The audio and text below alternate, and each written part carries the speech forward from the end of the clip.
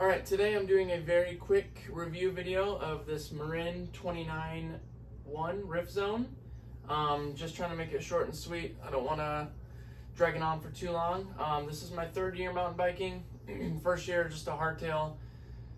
End of the first year, I had a full suspension off Facebook, so this is my first new purchase full suspension bike. I've got about 300 or so miles on it, so I thought now is about a good time to do a review on it. I'll just kind of go over some of the components and just kind of hopefully this helps steer some people towards the Rift Zone if they're thinking about it, because I definitely recommend.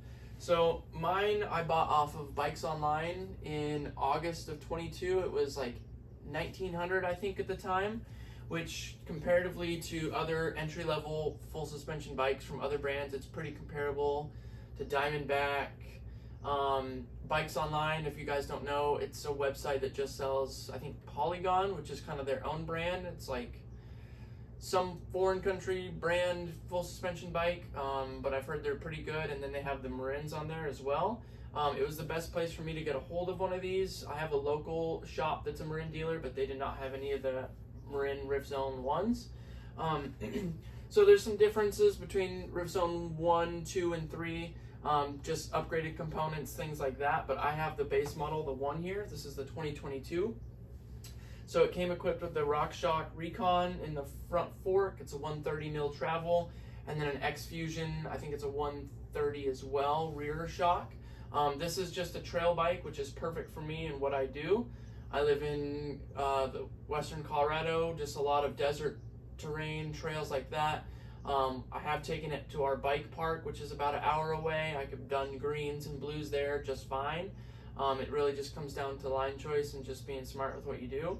But this bike did great at the bike park, as well as it's perfect for what I need in trails in town. So like I said, RockShox Recon in the front, X Fusion in the back. Both have done super well for me so far. I love the 130 travel. I feel like it's perfect. I feel like the geometry is perfect for trail riding. The bars, a couple of the components, the reason you can get it for $1,800 brand new full suspension, they do have just a Marin branded bar, Marin branded stem, crank set, things like that, so they kind of save a little bit there.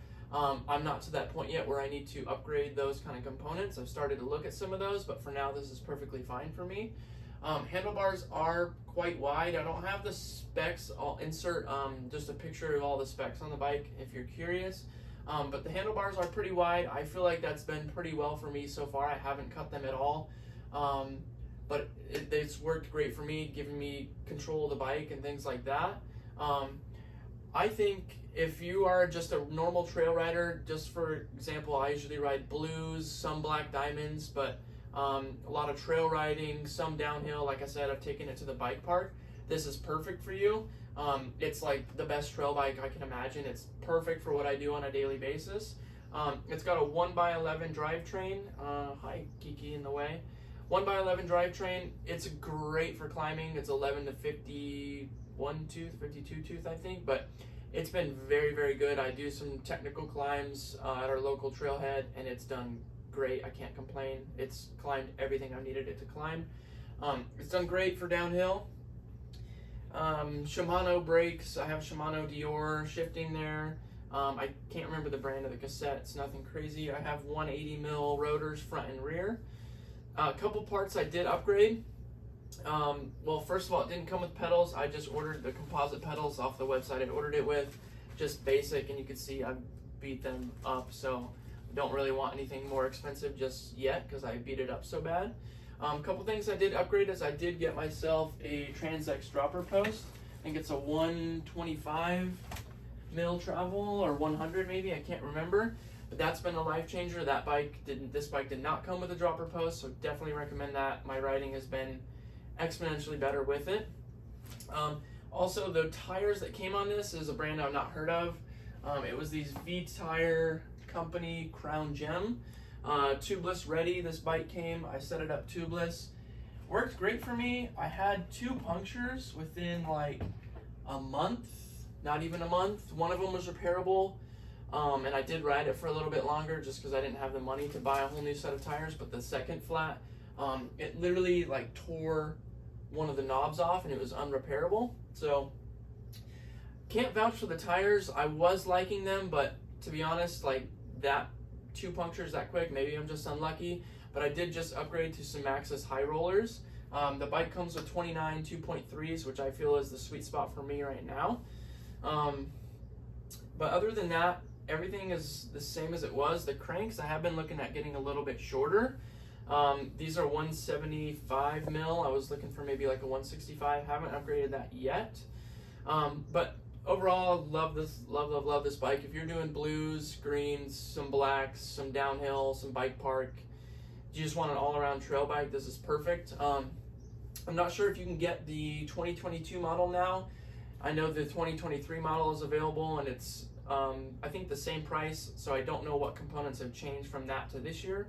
Probably not much, but highly recommend it. Everything's internally routed. There was a spot to internally route the dropper post.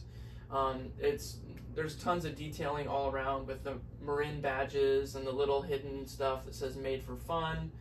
The chainstay protector.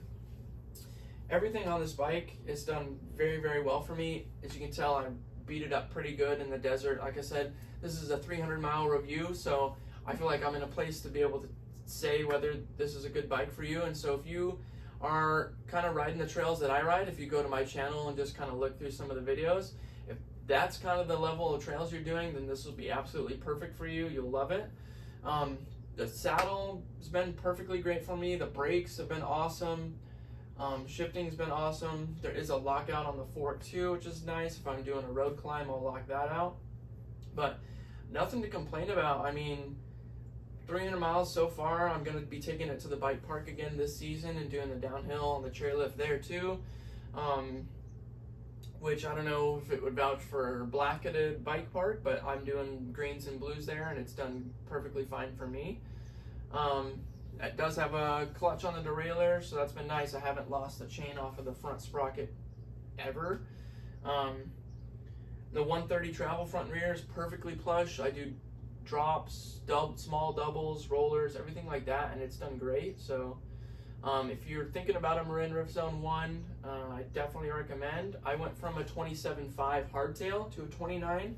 I think that's best for me just because of the kind of trail riding I do. I like to get over chunky stuff. I like technical stuff. And these big tires and the wide handlebars just kind of lets me eat up whatever trail's in front of me. They do make the Rift Zone in a 27.5 as well. So if you're kind of into that zone where you like the 27.5, then go for it. But if you're wanting to be able to get down the trails a little bit easier and just kind of soak them up a little bit better, I recommend the 29. But other than that, I try to keep it short and sweet. If you have any questions, comment below. I'll answer about this bike. But if you're looking around and you're thinking about a Rift Zone, I definitely recommend